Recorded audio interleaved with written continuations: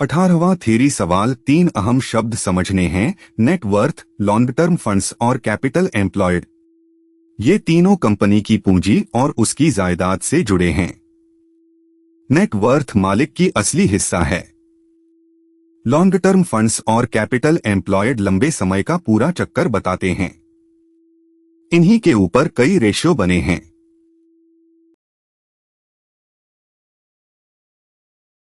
पहला, नेटवर्थ, जिसे एसेट्स या प्रोप्राइटरी फंड्स भी कहते हैं।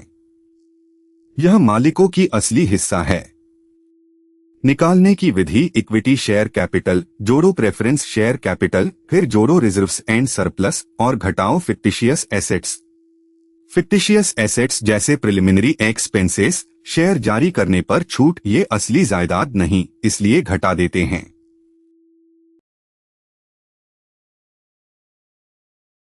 दूसरा, लॉन्ग टर्म फंड्स। ये नेटवर्थ में जोड़ो लंबी अवधि की उधारी और प्रोविजंस। लंबी अवधि की उधारी जैसे डिबेंचर, लंबा लोन।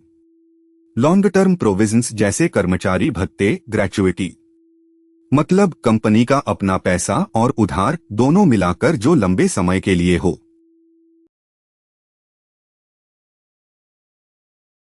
तीसरा, कैपिटल एम्प्लॉयड। याद रखो, capital employed long term funds के बराबर है। इसे हम 4 तरीके से निकाल सकते हैं। 1, फिक्स्ड एसेट्स जोड़ो वर्किंग कैपिटल। 2, टोटल एसेट्स में से करंट लायबिलिटीज घटाओ। और वही आता है नेटवर्थ जोड़ो लॉन्ग टर्म डेट। हर तरीके का जवाब एक ही होता है।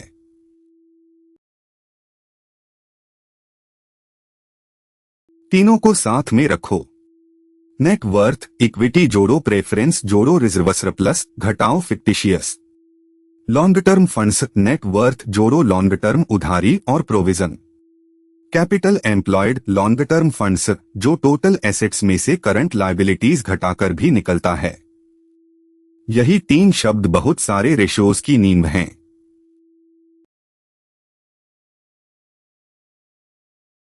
तीनों शब्द clear: net worth, long term funds, capital employed. इन्हीं की नींव पर आगे रोजी, रॉक और रोजी जैसे रेशियो बनेंगे। फुल कोर्स हर कॉन्सेप्ट कदम से mtboard.ai पर।